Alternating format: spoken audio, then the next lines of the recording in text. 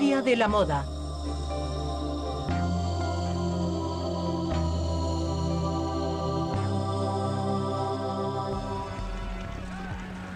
Con la caída del Imperio Romano en el 476, desaparecen el lujo de los baños, los sofisticados peinados y la moda de las togas.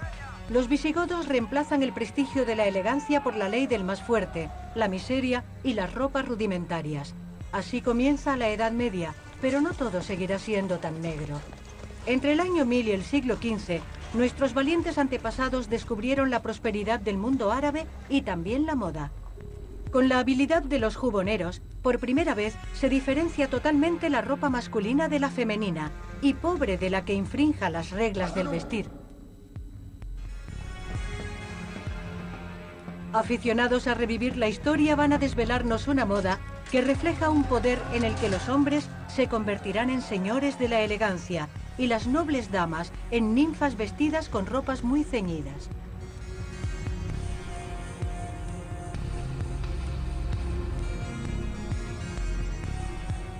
La loca Edad Media.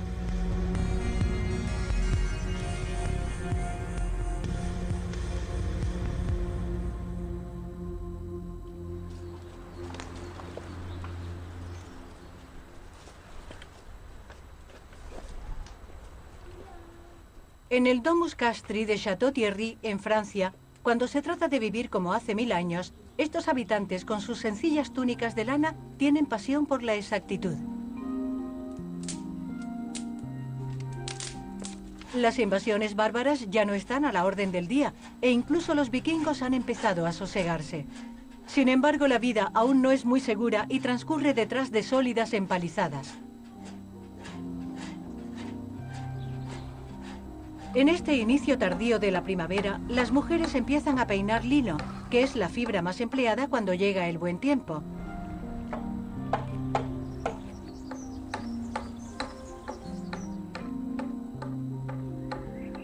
El gran tesoro de esta casa señorial es su telar de pesas. Esta máquina, que se maneja con mucha precaución, permite hacer telas aún muy básicas.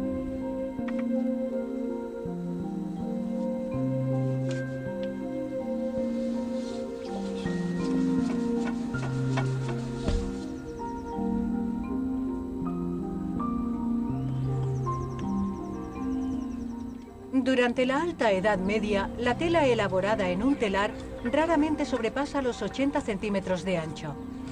Es la dimensión del telar la que marca el estilo, con un solo ancho de espalda y mínimas diferencias entre los vestidos de hombre y los de mujer.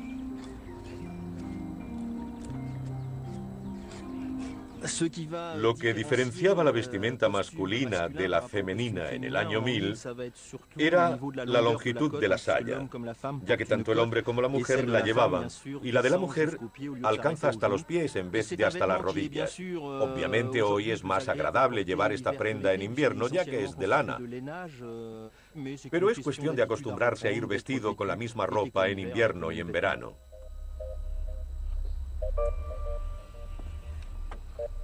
En esos tiempos, la labor avanza lentamente en el telar. Se tarda 1 hora en fabricar 30 centímetros de largo, pasando la trama para asegurar la máxima finura a estas telas de lino, de lana o incluso de ortigas cuando hay escasez. En este periodo, los colores se limitan a tintes naturales y la moda es, ante todo, una cuestión de superposición de prendas. En esta época, las mujeres llevan cerca de la piel lino o cáñamo, que son materiales vegetales, y encima principalmente lana. Pero a veces ceden a los caprichos de la moda bizantina y se visten con seda o telas de colores.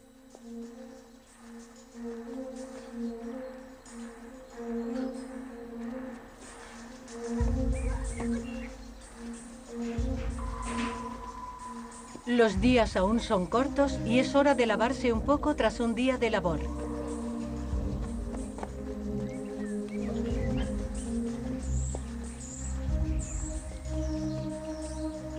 Lavados y peinados, volverán a vestirse con las mismas ropas.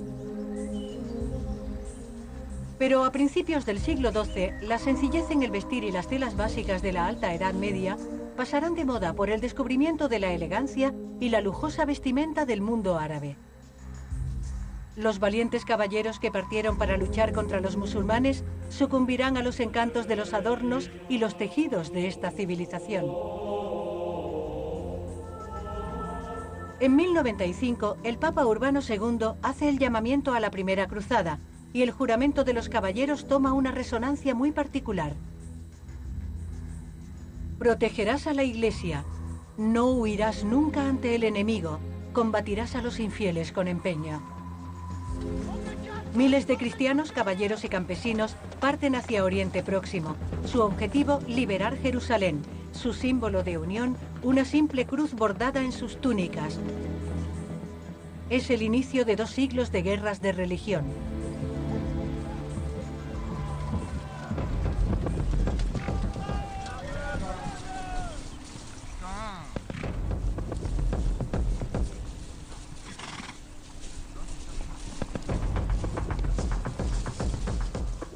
En mayo de 1190, la tropa de Raimundo de Toulouse sale de la fortaleza de Nayac. Debe reunirse con los ejércitos de Ricardo Corazón de León y de Felipe Augusto, que parten de Vézelay. Es la tercera cruzada, la de la revancha. Saladino ha expulsado de Jerusalén a los defensores de la fe cristiana. Para recuperar la ciudad santa, los valientes caballeros van a revisar a fondo su equipo de combate. Los occidentales caían derrotados por la táctica de combate de los orientales, que era una táctica de evasión.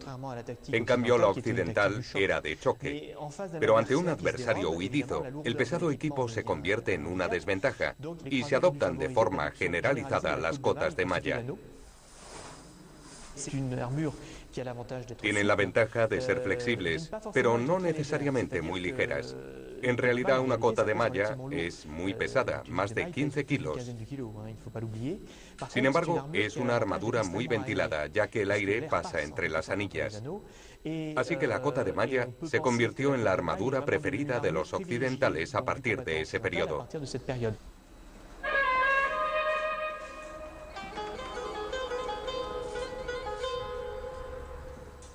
Al adoptar una protección que había demostrado su valía desde la antigüedad, los cruzados se adaptan mejor a la velocidad de los musulmanes. Para ganar en eficacia, los caballeros emplearán códigos de vestimenta muy precisos que aportarán una mejor visibilidad entre el polvo de las batallas. Así se creó un sistema visual con una denominación algo esotérica, la heráldica. El diverso origen de los combatientes que iban a Oriente tuvo un papel importante en la adopción de esos símbolos heráldicos, que eran extremadamente claros, visuales y gráficos, y servían para identificar rápidamente el origen de un combatiente. Por ejemplo, tenemos un blasón con el fondo rojo, y lleva una cruz, que será blanca o amarilla, pero nunca azul o verde, para asegurar la máxima visibilidad del símbolo.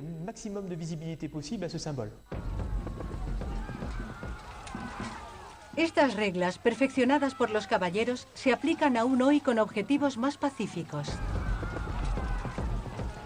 Actualmente, en todos los campos deportivos, los códigos de colores de las camisetas y pantalones obedecen a la misma necesidad de identificación rápida.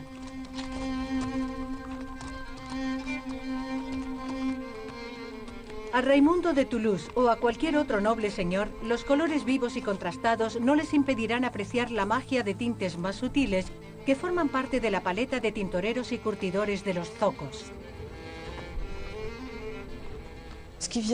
De Oriente también llegan nuevos pigmentos, especialmente el azul, que no solamente encontramos en las ropas, sino también en la pintura, como el lápiz lazuli. Todo esto va a crear nuevos hábitos entre los tintoreros, ya que pueden llegar a trabajar los verdes, los rojos, el púrpura, que está elaborado a partir de un molusco. Todo viene de Oriente y ejerce una gran influencia en las costumbres cromáticas, que antes eran menos solicitadas.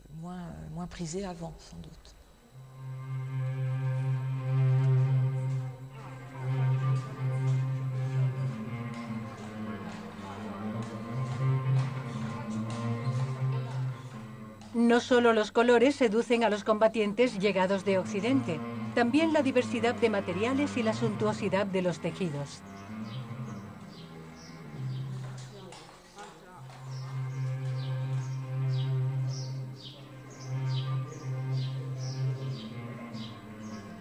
La visión de elegantes sherezades paseando por un riad transforman los sueños de gloria y de servir a Dios en deseos de riqueza y de ropas lujosas.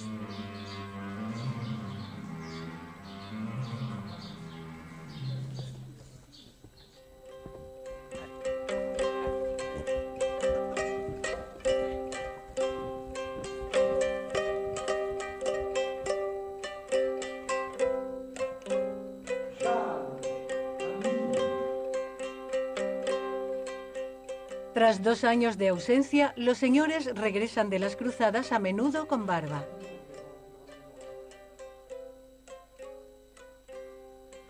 Esta nueva tendencia más viril no parece sorprender a las damas que están embelesadas con los magníficos presentes. No pueden creer lo que ven sus ojos y rápidamente toda esta sofisticación llegada de Oriente va a trastocar su armario. El contacto con el mundo musulmán permite la utilización de la seda en Occidente, pero no hay que olvidar otro material, el algodón. Su uso también se incorpora desde finales del siglo XIII y durante el XIV al guardarropa occidental. Tiene la ventaja de ser ligero, blanco y además las fibras de algodón se tejen fácilmente.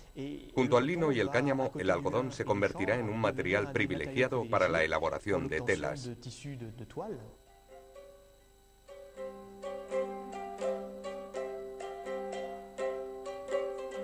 Las ropas cortadas en forma de T, con un simple cinturón y algunos bordados, no pueden rivalizar con los escotes y los talles ajustados, inspirados en los vestidos de las ricas sultanas. Estas gentiles damas sucumben al encanto de los cortes, los colores, los materiales y a ese sentido del detalle suntuoso de un estilo que durará siglos.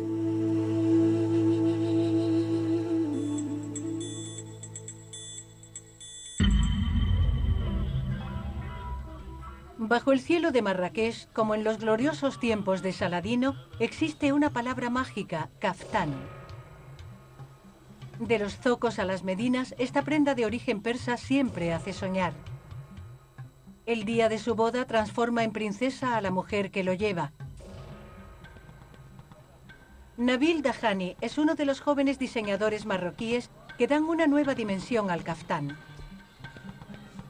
Siguiendo la tradición, conjuga virtuosamente el arte de combinar suntuosos materiales para crear siempre una pieza única. Tiene todos los elementos para poder entrar en el mundo de la alta costura. Como podéis ver, lleva encajes, tules de seda, lentejuelas y los de seda con los que se hacen los bordados. El kaftán se hace íntegramente a mano. Unas horas antes del gran espectáculo anual que reúne a los mejores diseñadores de kaftanes de Marruecos, a Nabil le gusta recuperar fuerzas en el patio de Sudar. La casa es la imagen de su dualidad, mezclando tradición y modernidad. Los artesanos que trabajan conmigo siempre son artesanos que hacen la costura tradicional. Yo aprendo mucho con ellos y ellos aprenden muchas cosas de mí. Pero a mí me gustaría que los costureros tradicionales no se volvieran muy modernos, porque de ese modo se perderían los bordados marroquíes y la cultura marroquí. En Marrakech hoy es la gran noche. El diseñador echa un último vistazo a su kaftán preferido. La preocupación por el detalle es más fuerte que él. Para Nabil Dahani, la elegancia es cuestión de precisión, pero también sencillamente de sentimiento. Este año he elegido como tema las estrellas y las divas árabes, porque para mí ellas son sexys sin ser vulgares, y esa es la esencia de la elegancia de una mujer.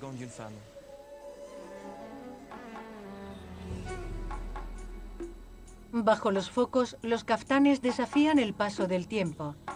Divas, divinidades o diosas. El gran mago Nabil Dahani reúne pasado, presente y futuro en un nuevo cuento de las 1001 noches, cuyo título podría ser El príncipe de la exuberancia.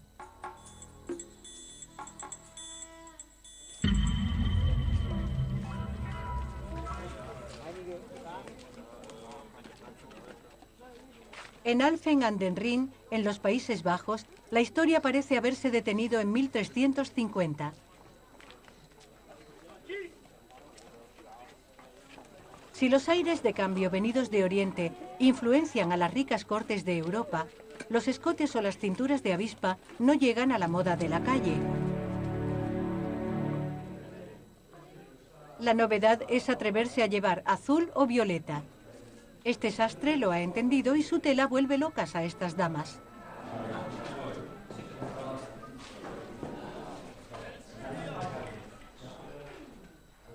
A principios del siglo XIV, el pueblo cultiva el gusto por los colores más vivos y osa utilizar efectos bicolor como otra novedad. Pero los contactos con el mundo árabe hacen que algunos no pasen desapercibidos al llevar lentes para la vista. Llevo unas gafas que se salen de lo ordinario. Fueron inventadas en Arabia y se introdujeron en Europa hacia el siglo XIII. Es algo muy moderno para la época. Y también llevo un gabán de lino amarillo teñido con cebollas. Lo que me gusta de la ropa del siglo XIV es su comodidad. Los tejidos son muy ligeros y agradables de llevar. Con ellos puedes moverte con mucha facilidad. Y también libertad de lucir broches, algunos bastante sugerentes, por no decir más, y deben atraer la severa mirada de los sacerdotes, a menos que sus gafas no les permitan ver muy bien. El siglo XV verá la gran eclosión de los lemas, de lo que hoy conocemos como broches, palabra que proviene de la que utilizaban los franceses en la época medieval. Son una especie de símbolo individual. Cada individuo elige un símbolo que resumirá en cierto modo su personalidad y su talante, ya sea moral o político.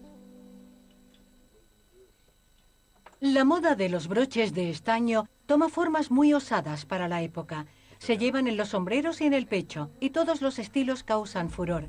Algunas personas se dejan ver tan tranquilamente con penes de aspecto fantástico.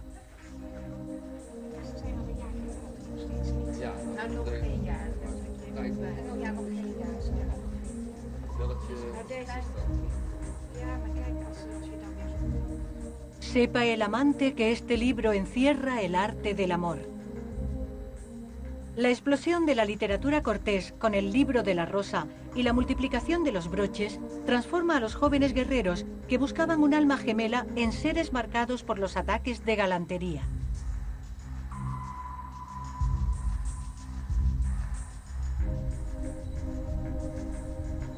No solamente se lucen broches, sino también conchas.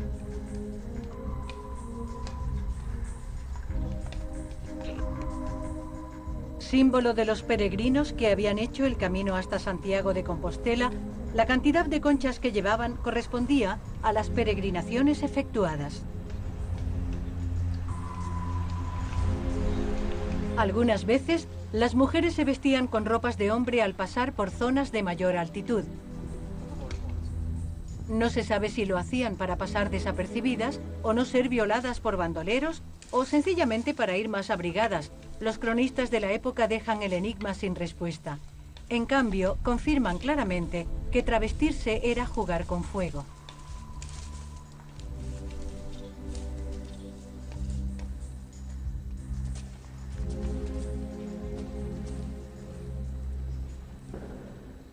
Ese comportamiento iba en contra de los preceptos del Antiguo Testamento y no había ninguna circunstancia atenuante. De rodillas. La mujer nunca vestirá con ropas del hombre, ni el hombre con las de la mujer. Quien así actúe, cometerá un delito contra Yahvé, tu Dios. Según el Antiguo Testamento, el hombre llevará prendas masculinas y la mujer femeninas. La mujer que osaba hacer un camino de peregrinación vestida con ropas masculinas era acusada de blasfemar contra Dios y de estar poseída por el maligno, así que era condenada a arder en las llamas del infierno. Otra mujer acabará del mismo modo. En el acta de acusación también se menciona que llevaba puestos unos calzones. La sentencia será similar para Juana de Arco, la hoguera.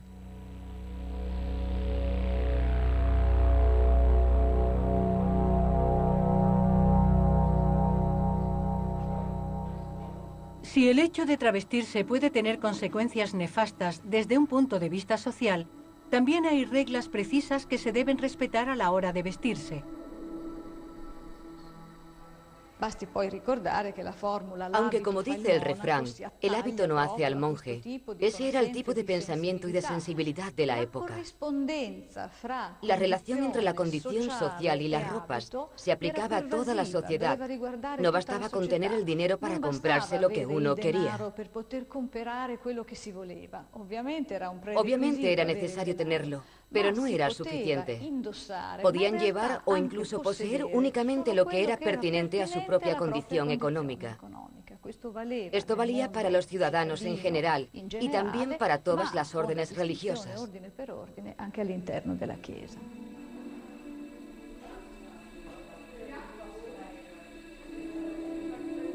Los altos dignatarios de la Iglesia no bromean con las leyes bíblicas, pero vestidos con sus lujosas ropas, a menudo tienden a olvidar el voto de pobreza.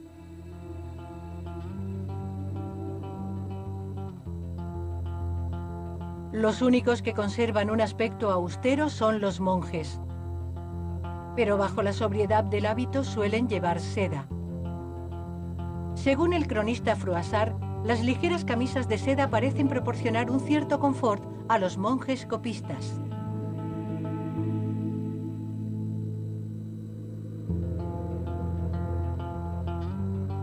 Aunque los servidores de Dios vistan ropa interior de seda, eso no les impide criticar a las mujeres que osan realzar sus encantos maquillándose. Usar maquillaje para parecer más roja o más blanca es un engaño adúltero, afirman. La posición de la Iglesia, como podemos imaginar, es contraria al uso de artificios.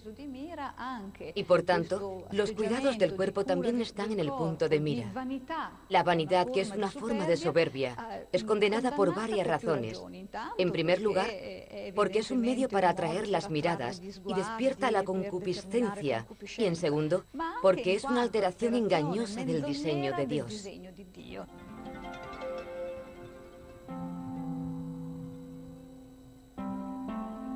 A pesar de las restricciones religiosas, las mujeres utilizan varias recetas de belleza para mantener su aspecto de ninfas. Sus cabellos reciben una atención especial y suelen aplicarse postizos. Una dama siempre intenta aparecer con la cabellera más larga posible. En cambio, el cráneo debe estar muy despejado para crear peinados de lo más sofisticado.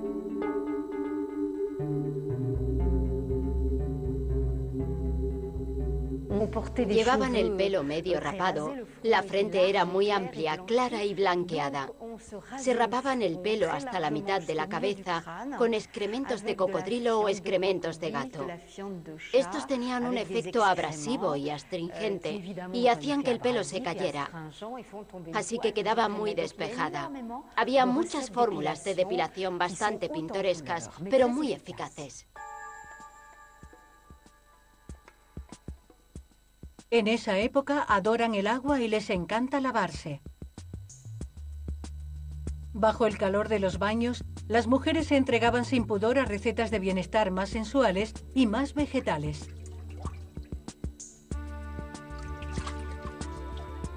Los aceites esenciales se usan como elixir de la eterna juventud. Pero los deseos de belleza también se conjugan con los placeres de la carne. Los festines y las prácticas amorosas dan a estos lugares una turbia reputación. A partir del siglo XV, estas prácticas consideradas poco católicas llevarán a la clausura de los baños. Las mujeres deberán lavarse más en seco con una simple toalla.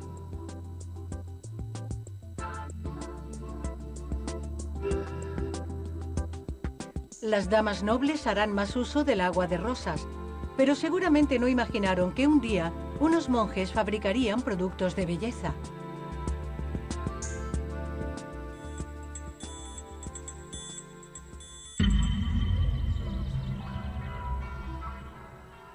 En la región italiana de Arezzo, a más de 1500 metros de altitud, en medio de un bosque milenario, se encuentra el monasterio de Camaldoli.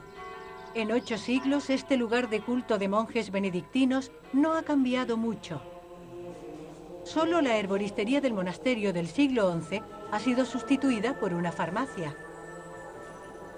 Pero estas cremas de belleza y champús elaborados por los monjes siguen teniendo unas propiedades muy apreciadas. Este producto va muy bien para las arrugas, ya que cuando la piel está bien hidratada y bien nutrida con la jalea real, se hace más elástica y el proceso de envejecimiento se ralentiza. En una época en la que las multinacionales de la belleza rivalizan en fórmulas antiarrugas, en un pequeño laboratorio ultramoderno, el padre Luigi elabora con minuciosidad elixires a base de extractos de plantas y esencias naturales, utilizando algunas fórmulas que se remontan a la época medieval. Champús de propóleos para devolver la fuerza a los cabellos frágiles, crema de jalea real para luchar contra las arrugas. En Camaldoli se fabrica una gama de 50 productos de belleza. Cuando se trata de enumerar las plantas que los componen, el padre Luigi es un experto. Nuestros productos se elaboran a base de una mezcla de productos naturales y extractos de plantas medicinales, como la malva, la camomila o la ortiga. También tenemos aceites esenciales, aceite de abeto, de pino, de menta. Esto nos permite garantizar la presencia de estas sustancias naturales que dan a cada producto sus características. La elaboración de los productos de belleza también implica la silvicultura. Hace 10 siglos que los monjes velan con mucha atención por los árboles del bosque de Camaldoli, y este castaño milenario reafirma al padre en su idea de que la belleza natural es obra de Dios, pero los cuidados de belleza ya no son obra del diablo.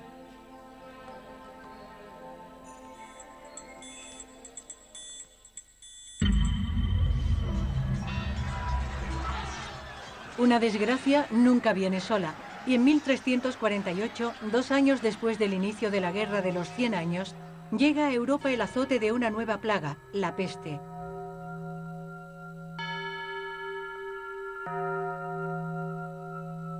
La terrible epidemia acabará con 1/3 de la población.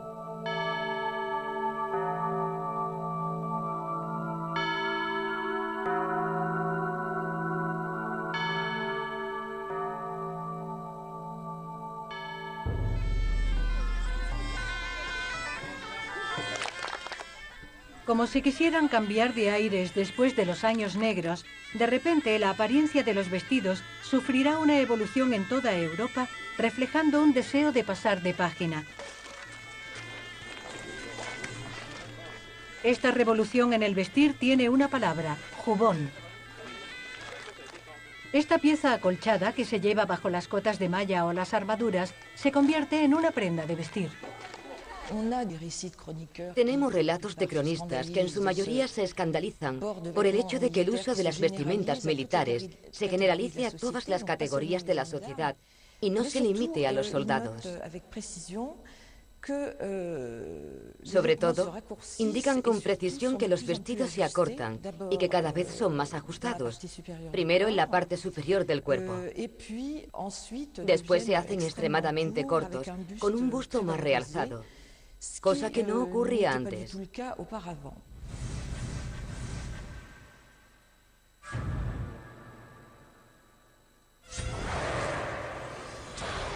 Después del paréntesis de la peste negra, se reanuda la Guerra de los 100 años.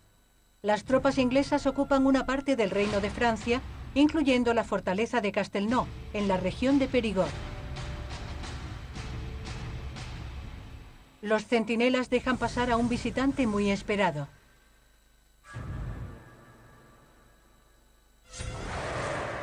El cónsul de Sarlat viene a entregar, como cada semana, el tributo exigido por Jean de Marquesac en nombre del rey de Inglaterra.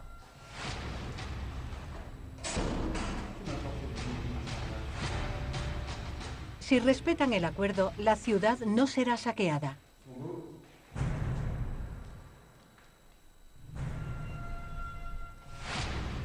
Febril, El cónsul hace desembalar una serie de objetos, entre los que se encuentra un jubón a la última.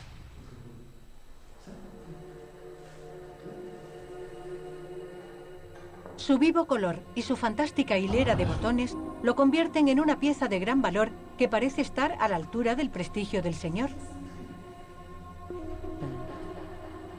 Se le ajusta perfectamente y el cónsul, más tranquilo, informa de que ha sido cosido por encargo, a façon en francés, y el notario inglés lo traducirá como fashion.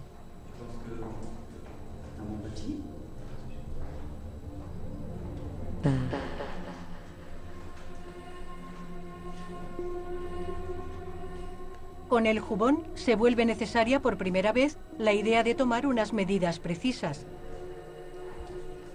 Corto y muy ajustado, este antepasado de la eterna chaqueta masculina se diferencia radicalmente de la vestimenta femenina.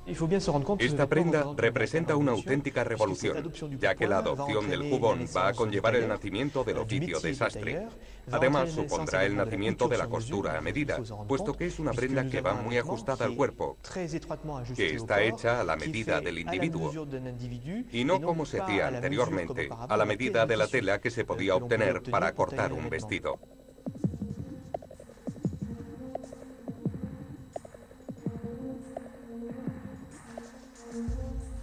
La necesidad de las medidas será bien recibida por los gremios de sastres y juboneros. Los primeros cortan y cosen modelos listos para llevar, mientras que los segundos trabajan por encargo con las medidas exactas del cliente. Es ya una forma de alta costura.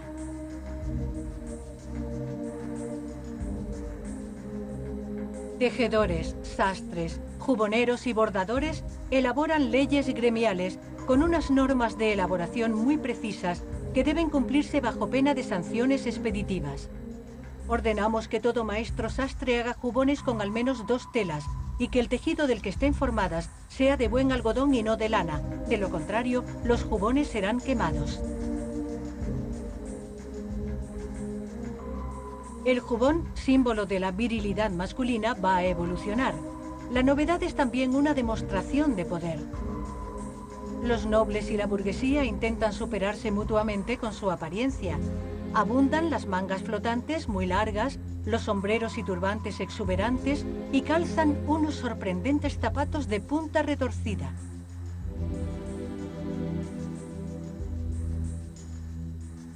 Estos zapatos causarán furor y la longitud de la punta corresponderá al prestigio de quien los calza. Pero una vez más, las leyes de la Iglesia pondrán la moda en la lista negra. En las ciudades, las leyes limitaban los lujos e incluso regulaban la longitud de las colas según la clase social. Pero también el tamaño de las puntas de los zapatos y el de las mangas. Esas mangas tan largas que, como decían los predicadores, servían para volar más rápido hacia el infierno.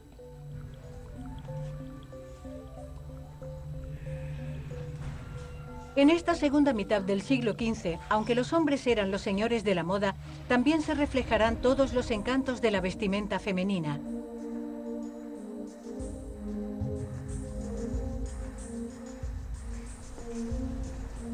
Aparte de las bodas y de las grandes fiestas religiosas, en las que había que vestir los más bellos atuendos, había otra cita con la elegancia: los torneos de los caballeros.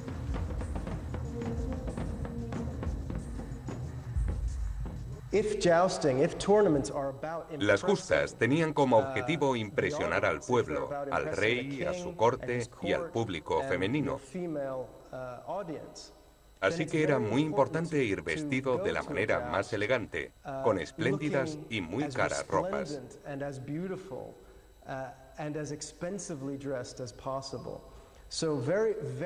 Se desarrolló una moda increíblemente exuberante, con unas mangas muy largas, decoradas, y que volarían detrás del caballero al montar en su caballo. Y llevan unos yelmos increíblemente adornados y esculpidos con leones, unicornios u otros símbolos heráldicos.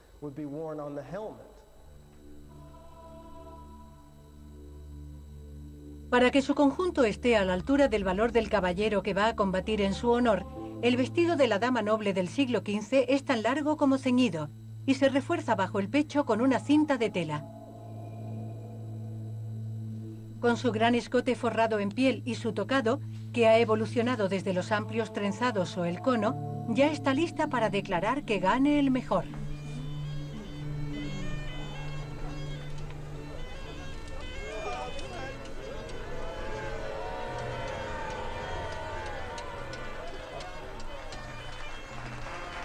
Según las reglas de la caballería, como preámbulo a cada justa, las grandes damas entregan su pañuelo a sus campeones. Ahora que tiene la prueba escarlata de la atención de la dama, el valiente caballero deberá llevar este color a la victoria. Las justas no son un espectáculo en el que se recompensa la fuerza bruta, sino la precisión. Para ir acumulando puntos, el caballero debe alcanzar unas partes muy precisas de la armadura de su adversario. El último caballero que queda en liza se convierte en un héroe y su prestigio repercute en la dama cuyos colores lleva. Con las justas medievales, la moda es más que nunca una cuestión de prestigio y de poder, en la que el último grito será enfrentarse a los desafíos con una armadura recubierta de terciopelo.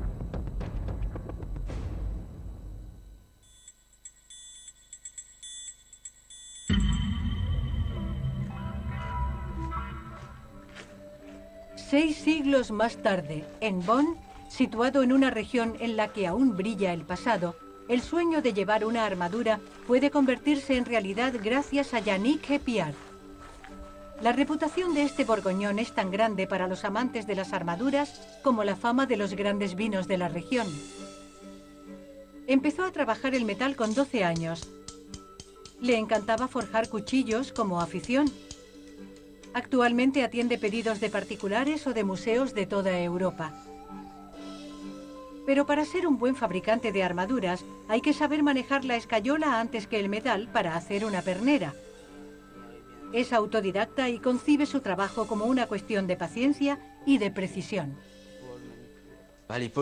En esa época debían tomar medidas y trabajar sobre patrones. A veces la persona tenía que venir varias veces para ajustar las piezas. Yo hago más o menos lo mismo. Si no estoy seguro de las medidas que he tomado o de los moldes de escayola, haré que la persona vuelva para que se ajuste correctamente, con el fin de no limitar el movimiento. Para obtener un acabado de la pernera como este hay que tener mucha maestría. Yannick no tiene 6 o 7 compañeros especializados como antaño para forjar, cortar y pulir el metal o dibujar el patrón de una brigantina.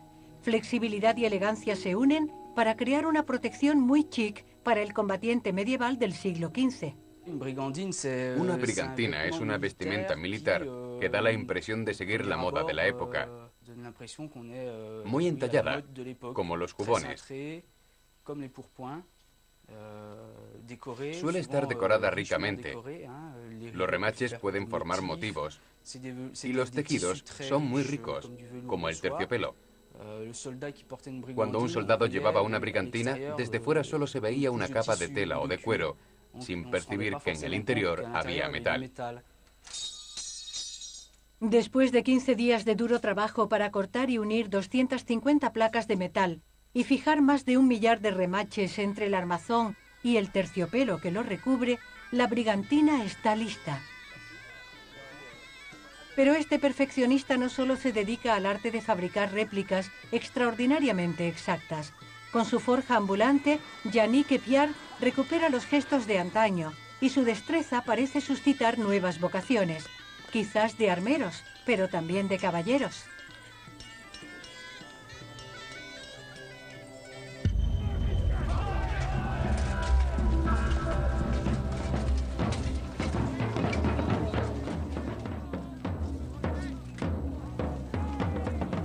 El 4 de mayo de 1471 da comienzo la batalla de Tewkesbury, uno de los grandes enfrentamientos de la época de la caballería.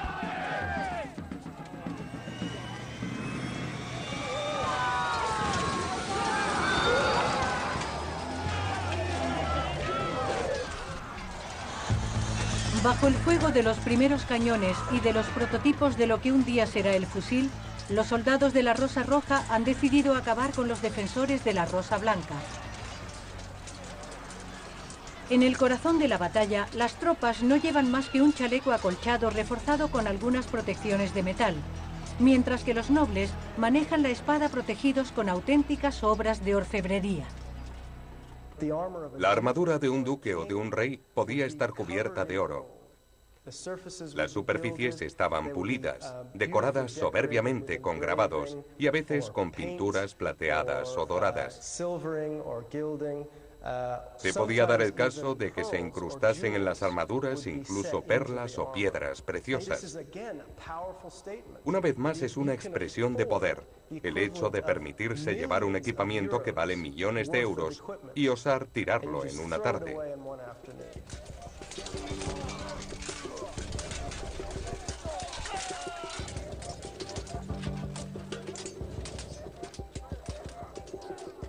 La armadura de Ricardo, duque de Gloucester, no está recubierta de oro fino. Sin embargo, su precio en aquella época equivaldría al de un jet privado de hoy.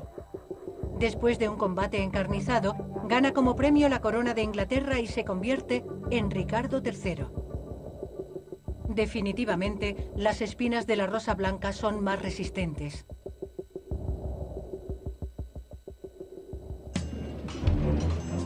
En una época en la que el traje masculino ya está muy influenciado por la vestimenta militar, nacerá en un campo de batalla un nuevo fenómeno, la ropa acuchillada.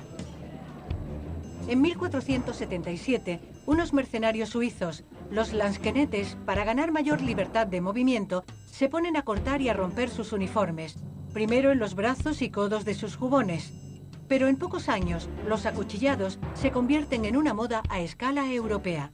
En Sajonia se cortan los vestidos sistemáticamente de los pies a la cabeza a imagen de este gran duque, que aparece con un traje con más de 800 cortes.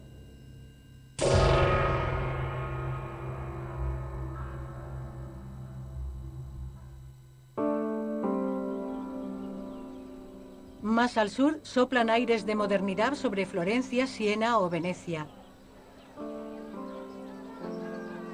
Los mercados de las ciudades, grandes y pequeñas, son el fantástico escaparate de una llamativa moda, como aquí en Bebaña, en Umbría.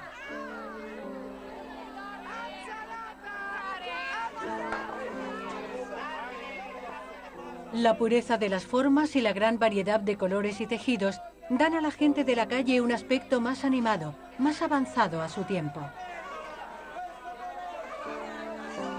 El pueblo también comparte lo que es bonito.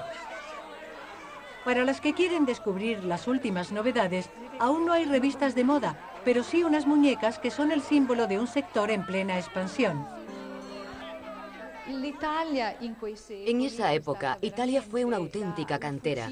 Fue donde más experimentó, donde más se inventó. Y todo eso fue posible porque en las ciudades italianas hubo un gran desarrollo artesanal. Gracias a ello, las cortes de las ciudades alcanzaron fama y riqueza, y la capacidad de utilizar estos instrumentos las hizo sobresalir.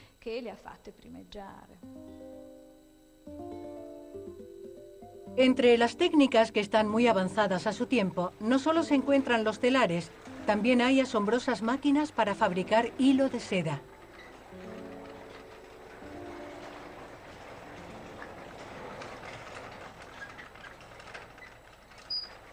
A pulso, 72 bobinas se cubrían con este material que se disputaban los grandes sastres de las familias Este, Sforza o Medici.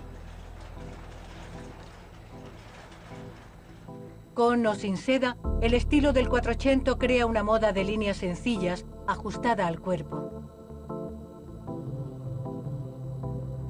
Las ropas, decoradas suntuosamente y con sublimes escotes cuadrados, transforman a las donnas en auténticas madonnas de la elegancia. Y cuando algunas bellezas buscan peinados menos sofisticados, empiezan a esparcirse por el aire los aromas del Renacimiento.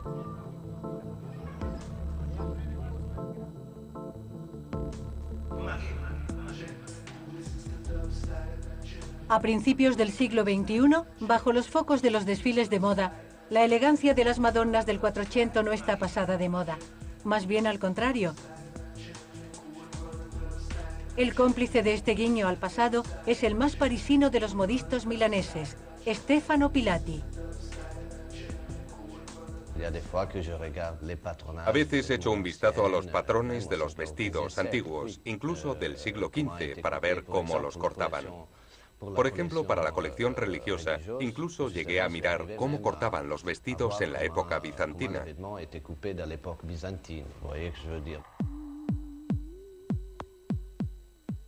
Con un sentido innato de la sencillez sofisticada, como si quisiera agradecerle a Dios el poder presentar una segunda colección en el Templo de la Elegancia, Stefano ha transformado religiosamente a la mujer de Yves Saint Laurent.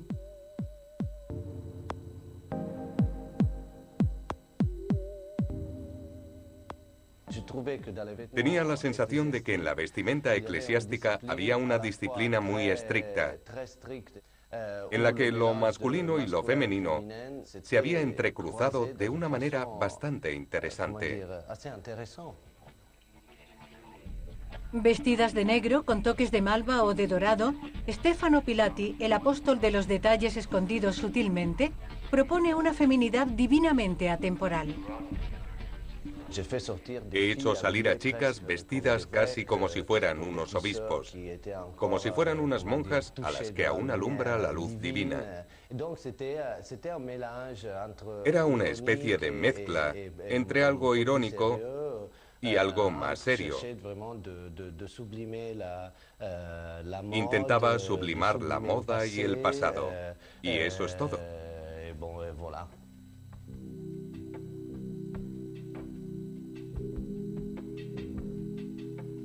Otro gran maestro tiene una idea en mente: ensalzar los colores. Antonio Marras, que actualmente diseña para Kenzo, lanza una cruzada para defender los colores vivos. Si no es un adepto de las cruces bordadas, es un diseñador intrépido cuando se trata de crear una mujer deslumbrante con aires orientales. Lo que hemos intentado hacer es coger colores como el turquesa, el fucsia, el amarillo y el blanco. Hemos cogido todo lo que Kenzo ha hecho a lo largo de estos años y yo he tratado de resaltarlo y reinterpretarlo. Este sardo tiene las ideas muy claras. Sus ropas ligeras con cuellos en forma de V recuerdan a chilabas en un desierto muy propicio para el encuentro. He cogido los elementos más dispares: el turbante africano, el obi japonés, los bordados indios, las piedras de la alta costura, y los he mezclado para recrear a esta mujer, que es muy real.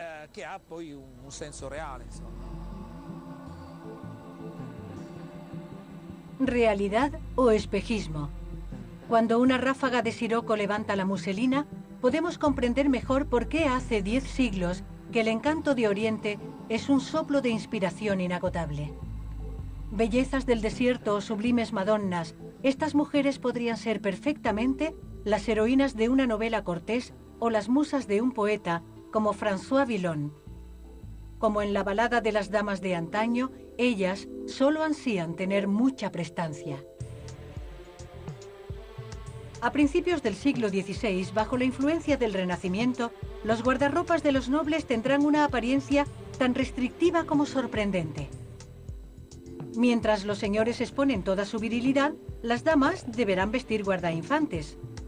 Un viento del sur traerá de Venecia el perfume de las sublimes cortesanas y los sarcasmos del pionero de los pantalones.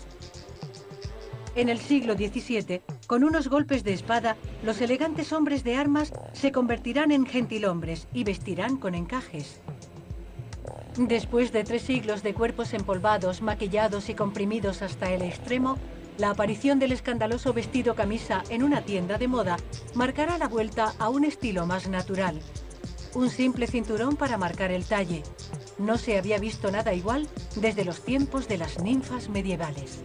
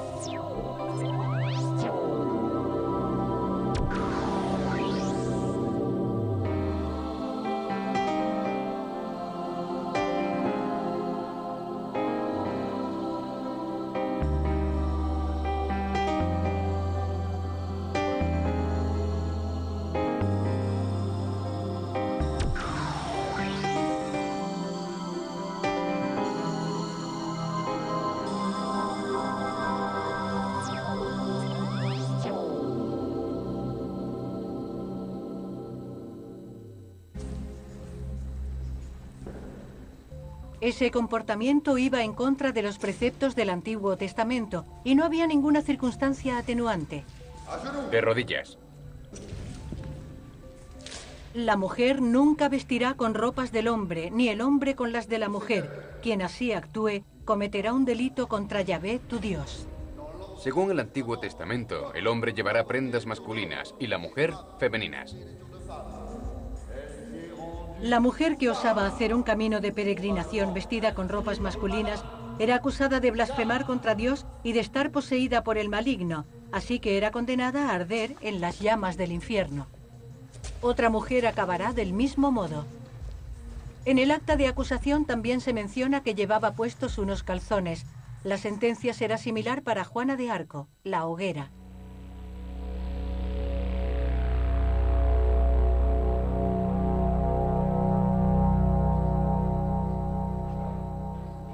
Si el hecho de travestirse puede tener consecuencias nefastas desde un punto de vista social, también hay reglas precisas que se deben respetar a la hora de vestirse.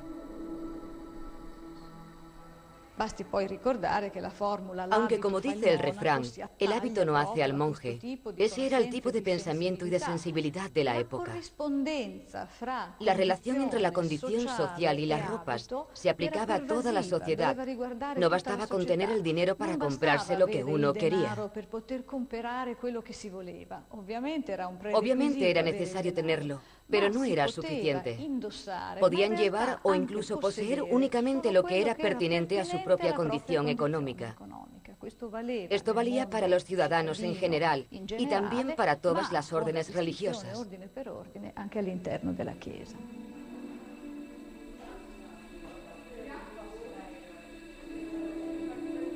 Los altos dignatarios de la Iglesia no bromean con las leyes bíblicas, pero vestidos con sus lujosas ropas, a menudo tienden a olvidar el voto de pobreza.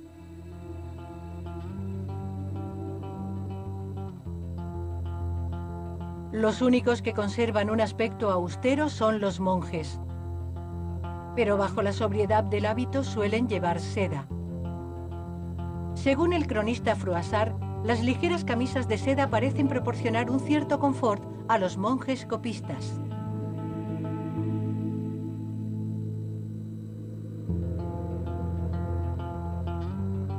Aunque los servidores de Dios vistan ropa interior de seda, eso no les impide criticar a las mujeres que osan realzar sus encantos maquillándose.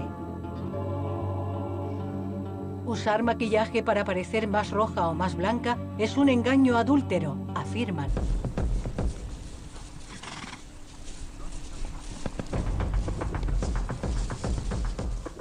En mayo de 1190, la tropa de Raimundo de Toulouse sale de la fortaleza de Nayac.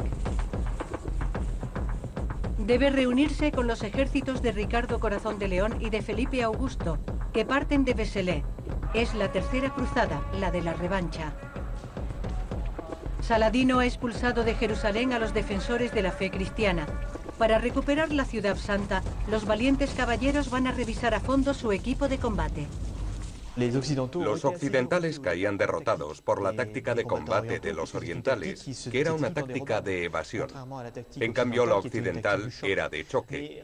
Pero ante un adversario huidizo, el pesado equipo se convierte en una desventaja y se adoptan de forma generalizada las cotas de malla. Tienen la ventaja de ser flexibles, pero no necesariamente muy ligeras. En realidad, una cota de malla es muy pesada, más de 15 kilos. Sin embargo, es una armadura muy ventilada, ya que el aire pasa entre las anillas. Así que la cota de malla se convirtió en la armadura preferida de los occidentales a partir de ese periodo.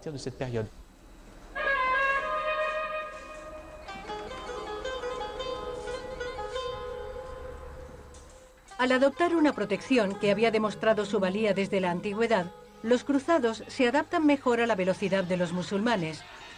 Para ganar en eficacia, los caballeros emplearán códigos de vestimenta muy precisos que aportarán una mejor visibilidad entre el polvo de las batallas. Así se creó un sistema visual con una denominación algo esotérica, la heráldica. El diverso origen de los combatientes que iban a Oriente tuvo un papel importante en la adopción de esos símbolos heráldicos, que eran extremadamente claros, visuales y gráficos, y servían para identificar rápidamente el origen de un combatiente. Por ejemplo, tenemos un blasón con el fondo rojo, y lleva una cruz, que será blanca o amarilla, pero nunca azul o verde, para asegurar la máxima visibilidad del símbolo.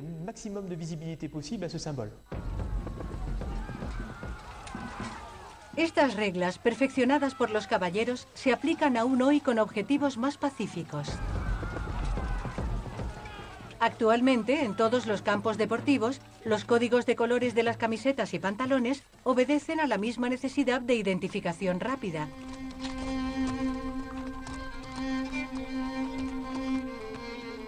A Raimundo de Toulouse o a cualquier otro noble señor, los colores vivos y contrastados no les impedirán apreciar la magia de tintes más sutiles que forman parte de la paleta de tintoreros y curtidores de los zocos.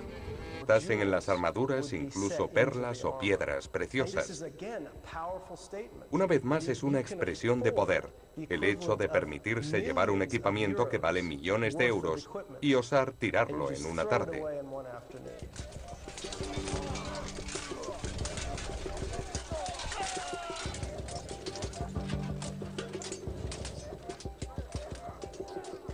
La armadura de Ricardo, duque de Gloucester, no está recubierta de oro fino. Sin embargo, su precio en aquella época equivaldría al de un jet privado de hoy. Después de un combate encarnizado, gana como premio la corona de Inglaterra y se convierte en Ricardo III. Definitivamente, las espinas de la rosa blanca son más resistentes.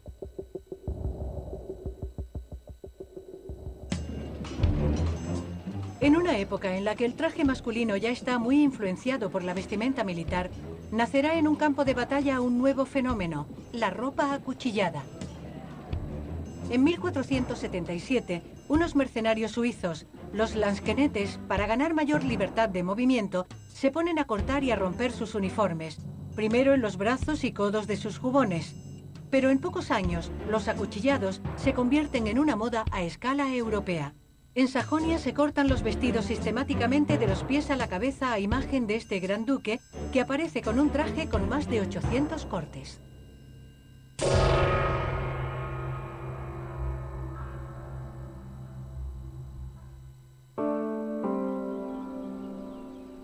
Más al sur soplan aires de modernidad sobre Florencia, Siena o Venecia. Los mercados de las ciudades, grandes y pequeñas, son el fantástico escaparate de una llamativa moda, como aquí en Bebaña, en Umbría.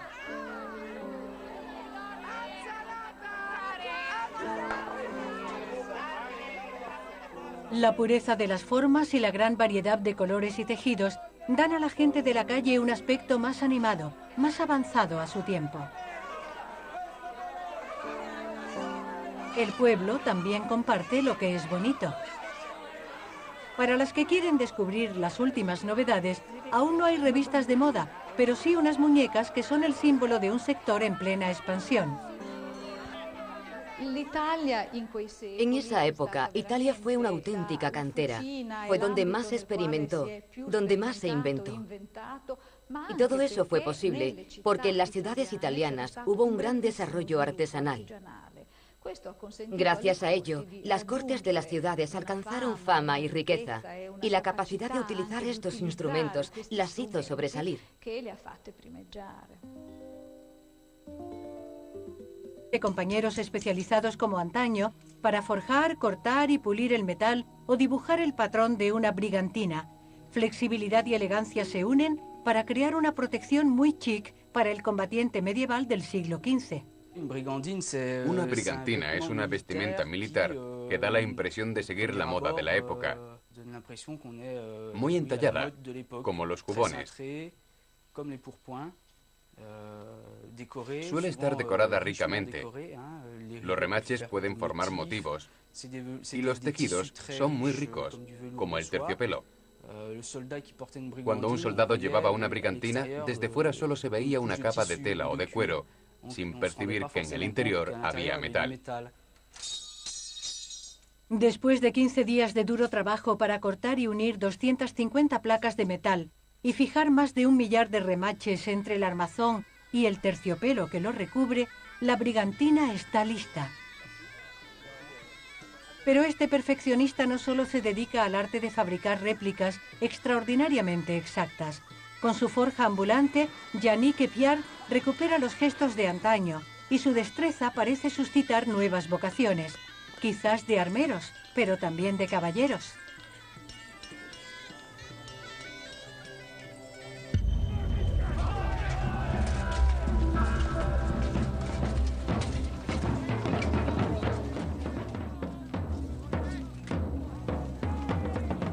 El 4 de mayo de 1471 da comienzo la batalla de Tewkesbury, uno de los grandes enfrentamientos de la época de la caballería.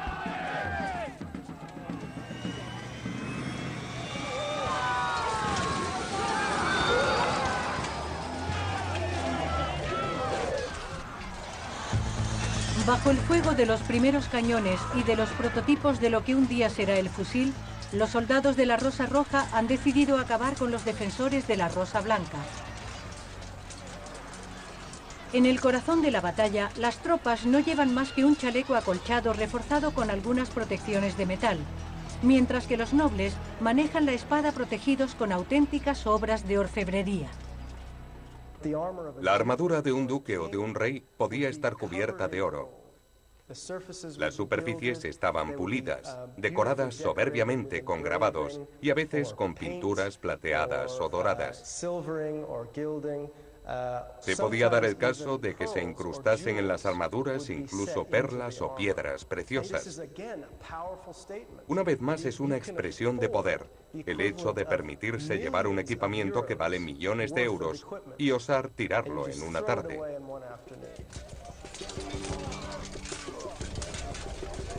Acabará del mismo modo. En el acta de acusación también se menciona que llevaba puestos unos calzones. La sentencia será similar para Juana de Arco, la hoguera.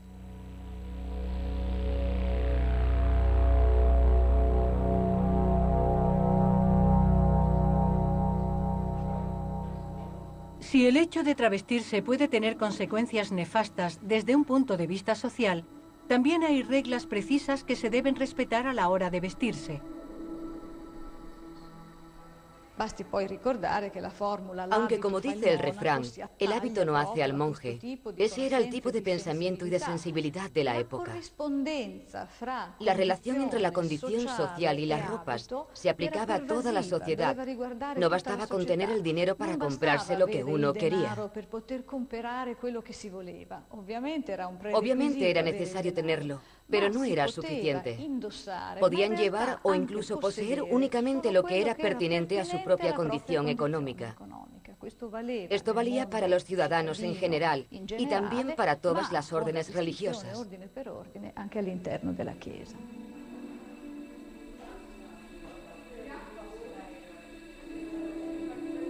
Los altos dignatarios de la Iglesia no bromean con las leyes bíblicas, pero vestidos con sus lujosas ropas, a menudo tienden a olvidar el voto de pobreza.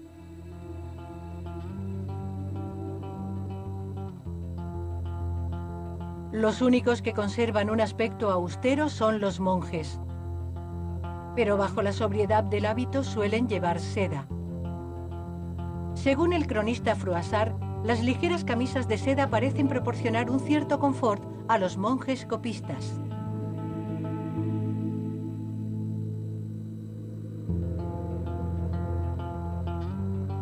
Aunque los servidores de Dios vistan ropa interior de seda, eso no les impide criticar a las mujeres que osan realzar sus encantos maquillándose. Usar maquillaje para parecer más roja o más blanca es un engaño adúltero, afirman. La posición de la Iglesia, como podemos imaginar, es contraria al uso de artificios. Y por tanto, los cuidados del cuerpo también están en el punto de mira. La vanidad, que es una forma de soberbia, es condenada por varias razones. En primer lugar, porque es un medio para atraer las miradas y despierta la concupiscencia. Y en segundo, porque es una alteración engañosa del diseño de Dios.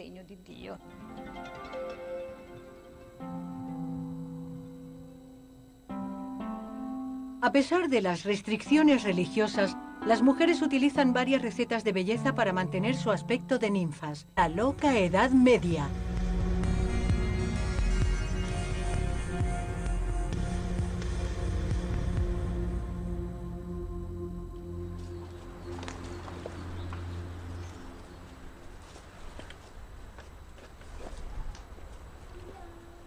En el Domus Castri de Château-Thierry, en Francia, cuando se trata de vivir como hace 1000 años, estos habitantes con sus sencillas túnicas de lana tienen pasión por la exactitud. Las invasiones bárbaras ya no están a la orden del día e incluso los vikingos han empezado a sosegarse. Sin embargo, la vida aún no es muy segura y transcurre detrás de sólidas empalizadas. En este inicio tardío de la primavera, las mujeres empiezan a peinar lino, que es la fibra más empleada cuando llega el buen tiempo.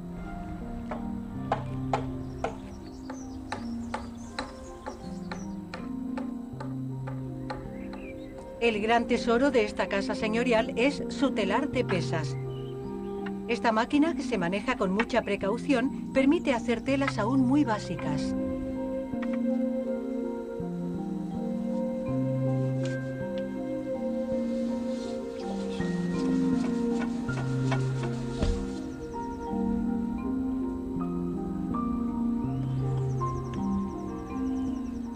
Durante la Alta Edad Media, la tela elaborada en un telar raramente sobrepasa los 80 centímetros de ancho. Es la dimensión del telar la que marca el estilo, con un solo ancho de espalda y mínimas diferencias entre los vestidos de hombre y los de mujer.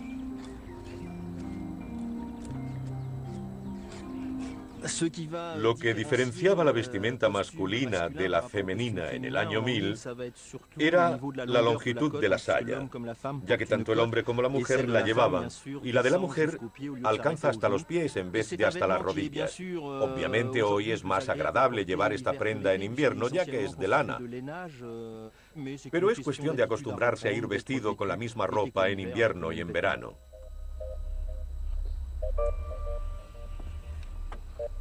En esos tiempos, la labor avanza lentamente en el telar. Se tarda 1 hora en fabricar 30 centímetros de largo, pasando la trama para asegurar la máxima finura a estas telas de lino, de lana o incluso de ortigas cuando hay escasez. En este periodo, los colores se limitan a tintes naturales y la moda es, ante todo, una cuestión de superposición de prendas. En esta época, las mujeres llevan cerca de la piel lino o cáñamo, que son materiales vegetales, y encima principalmente lana. Pero a veces ceden a los caprichos de punta retorcida.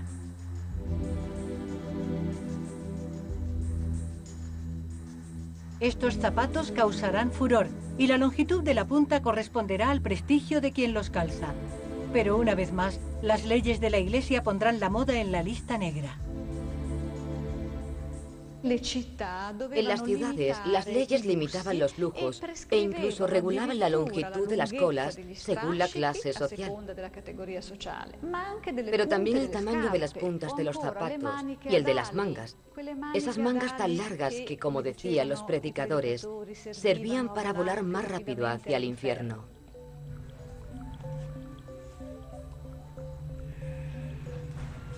En esta segunda mitad del siglo XV, aunque los hombres eran los señores de la moda, también se reflejarán todos los encantos de la vestimenta femenina.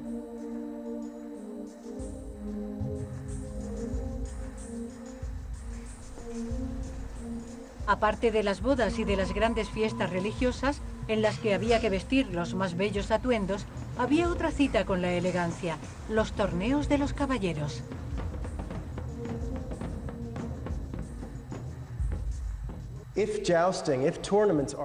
Las justas tenían como objetivo impresionar al pueblo, al rey, a su corte y al público femenino.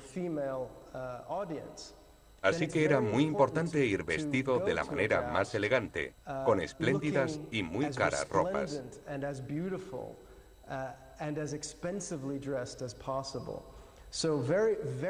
Se desarrolló una moda increíblemente exuberante.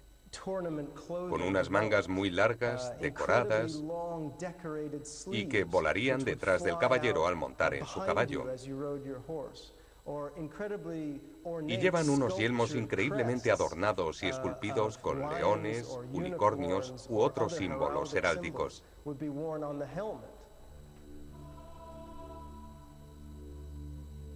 Para que su conjunto esté a la altura del valor del caballero que va a combatir en su honor, el vestido de la dama noble del siglo XV es tan largo como ceñido y se refuerza bajo el pecho con una cinta de tela.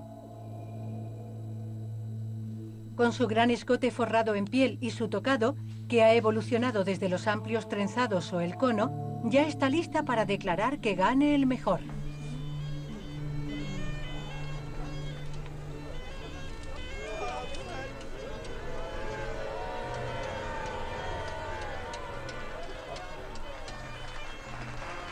Según las reglas de la caballería, como preámbulo a cada justa, las grandes damas entregan su pañuelo a sus campeones.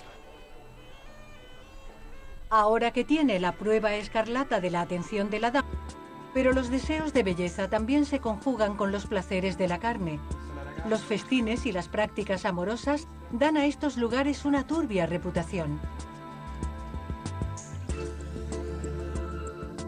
A partir del siglo XV, estas prácticas consideradas poco católicas llevarán a la clausura de los baños. Las mujeres deberán lavarse más en seco con una simple toalla.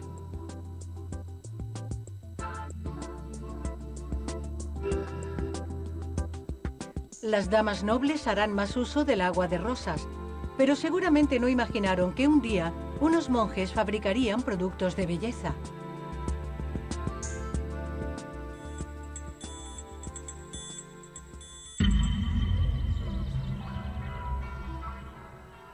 En la región italiana de Arezzo, a más de 1500 metros de altitud, en medio de un bosque milenario, se encuentra el monasterio de Camaldoli. En 8 siglos, este lugar de culto de monjes benedictinos no ha cambiado mucho. Solo la herboristería del monasterio del siglo XI ha sido sustituida por una farmacia. Pero estas cremas de belleza y champús elaborados por los monjes siguen teniendo unas propiedades muy apreciadas. Este producto va muy bien para las arrugas, ya que cuando la piel está bien hidratada y bien nutrida con la jalea real, se hace más elástica y el proceso de envejecimiento se ralentiza. En una época en la que las multinacionales de la belleza rivalizan en fórmulas antiarrugas, en un pequeño laboratorio ultramoderno, el padre Luigi elabora con minuciosidad elixires a base de extractos de plantas y esencias naturales, utilizando algunas fórmulas que se remontan a la época medieval. Champús de propóleos para devolver la fuerza a los cabellos frágiles, crema de jalea real para luchar contra las arrugas. En Camaldoli se fabrica una gama de 50 productos de belleza. Cuando se trata de enumerar las plantas que los componen, el padre Luigi es un experto. Nuestros productos se elaboran a base de una mezcla de productos naturales y extractos de plantas medicinales, como la malva, la camomila o la ortiga. También tenemos aceites esenciales, aceite de abeto, de pino, de menta. Esto nos permite garantizar la presencia de estas sustancias naturales que dan a cada producto sus características. La elaboración de los productos de belleza también implica la silvicultura. Hace 10 siglos que los monjes velan con mucha de sudar. La casa es la imagen de su dualidad, mezclando tradición y modernidad. Los artesanos que trabajan conmigo siempre son artesanos que hacen la costura tradicional. Yo aprendo mucho con ellos y ellos aprenden muchas cosas de mí. Pero a mí me gustaría que los costureros tradicionales no se volvieran muy modernos, porque de ese modo se perderían los bordados marroquíes y la cultura marroquí. En Marrakech hoy es la gran noche. El diseñador echa un último vistazo a su caftán preferido. La preocupación por el detalle es más fuerte que él. Para Nabil Dahani, la elegancia es cuestión de precisión, pero también sencillamente de sentimiento. Este año he elegido como tema las estrellas y las divas árabes, porque para mí ellas son sexys sin ser vulgares, y esa es la esencia de la elegancia de una mujer.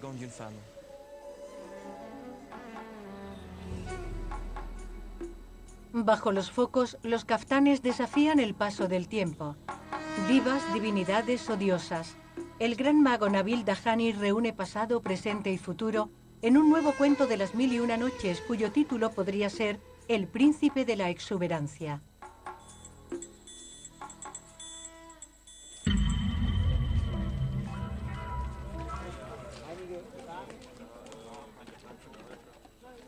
En Alphen aan den Rijn, en los Países Bajos, la historia parece haberse detenido en 1350. Si los aires de cambio venidos de Oriente influencian a las ricas cortes de Europa, los escotes o las cinturas de avispa no llegan a la moda de la calle. La novedad es atreverse a llevar azul o violeta. Este sastre lo ha entendido y su tela vuelve locas a estas damas.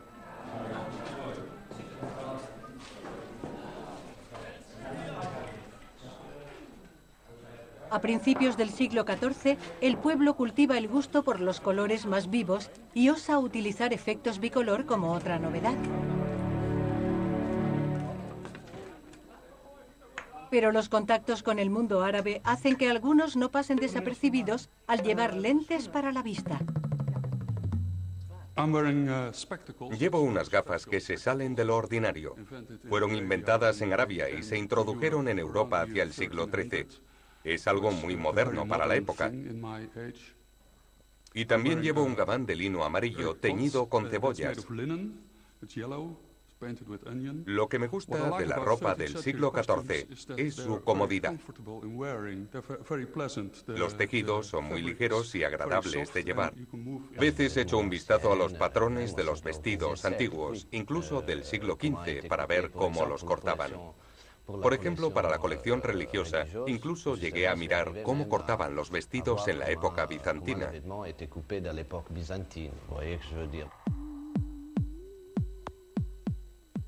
Con un sentido innato de la sencillez sofisticada, como si quisiera agradecerle a Dios el poder presentar una segunda colección en el Templo de la Elegancia, Stefano ha transformado religiosamente a la mujer de Yves Saint Laurent.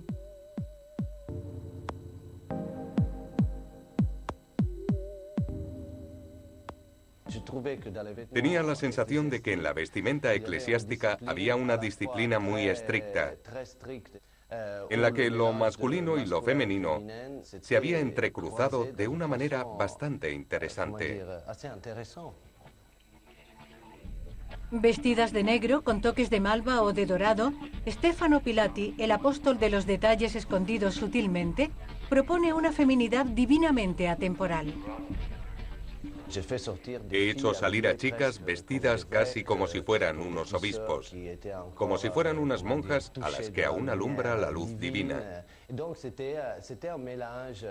Era una especie de mezcla entre algo irónico y algo más serio. Intentaba sublimar la moda y el pasado, y eso es todo.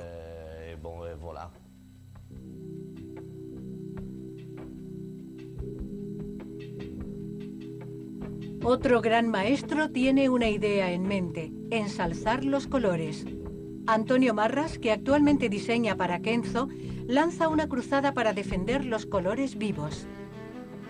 Si no es un adepto de las cruces bordadas, es un diseñador intrépido cuando se trata de crear una mujer deslumbrante con aires orientales.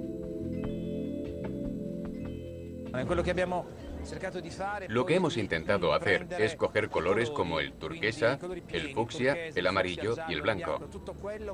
Hemos cogido todo lo que Kenzo ha hecho a lo largo de estos años, y yo he tratado de resaltarlo y reinterpretarlo. Este sardo tiene las ideas muy claras. Sus ropas ligeras con cuellos en forma de V recuerdan a chilabas en un desierto muy propicio para el encuentro. He cogido los elementos más dispares: el turbante africano, el obi japonés, los bordados indios, las piedras de la alta costura, y los he mezclado para recrear a esta mujer, que es muy real.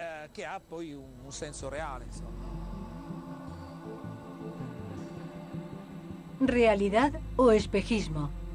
Cuando una ráfaga de siroco levanta la muselina, algunas veces las mujeres se vestían con ropas de hombre al pasar por zonas de mayor altitud.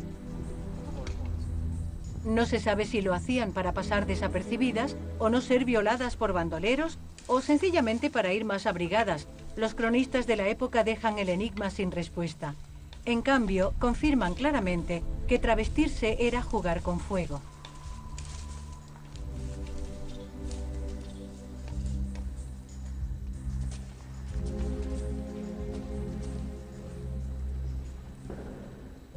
Ese comportamiento iba en contra de los preceptos del Antiguo Testamento y no había ninguna circunstancia atenuante. De rodillas. La mujer nunca vestirá con ropas del hombre, ni el hombre con las de la mujer. Quien así actúe cometerá un delito contra Yahvé, tu Dios. Según el Antiguo Testamento, el hombre llevará prendas masculinas y la mujer femeninas. La mujer que osaba hacer un camino de peregrinación vestida con ropas masculinas era acusada de blasfemar contra Dios y de estar poseída por el maligno, así que era condenada a arder en las llamas del infierno. Otra mujer acabará del mismo modo. En el acta de acusación también se menciona que llevaba puestos unos calzones. La sentencia será similar para Juana de Arco, la hoguera.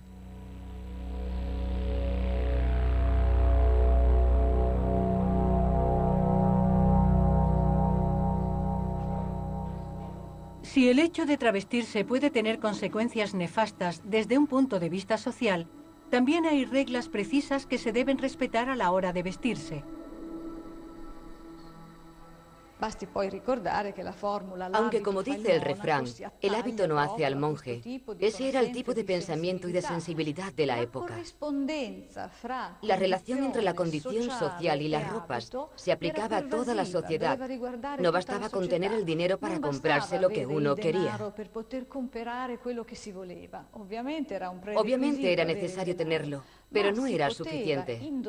Podían llevar o incluso poseer únicamente lo que era pertinente a su propia condición económica. Esto valía para los ciudadanos en general y también para todas las órdenes religiosas.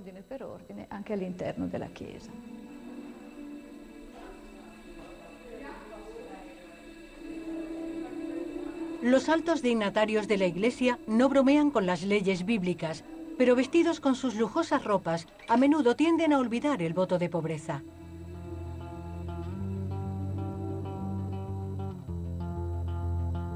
Los únicos que conservan un aspecto austero son los monjes. Pero bajo la sobriedad del hábito suelen llevar seda, un cierto confort a los monjes copistas.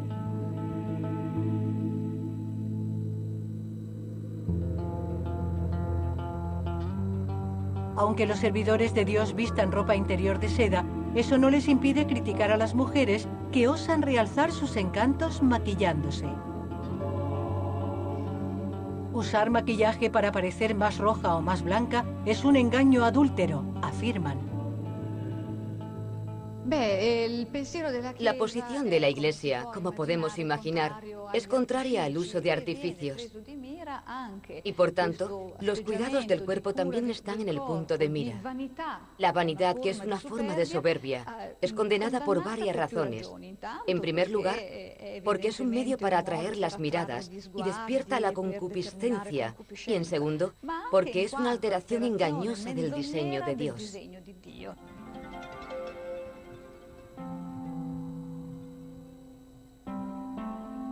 A pesar de las restricciones religiosas, las mujeres utilizan varias recetas de belleza para mantener su aspecto de ninfas. Sus cabellos reciben una atención especial y suelen aplicarse postizos. Una dama siempre intenta aparecer con la cabellera más larga posible. En cambio, el cráneo debe estar muy despejado para crear peinados de lo más sofisticado.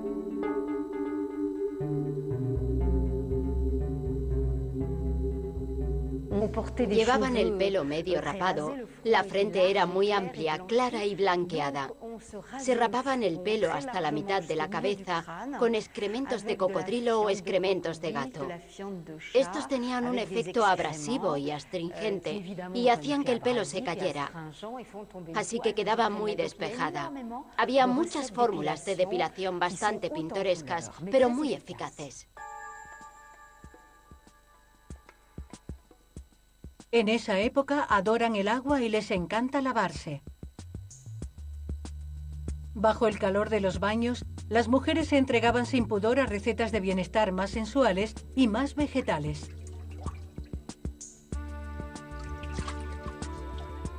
Los aceites esenciales se usan como elixir de la eterna juventud.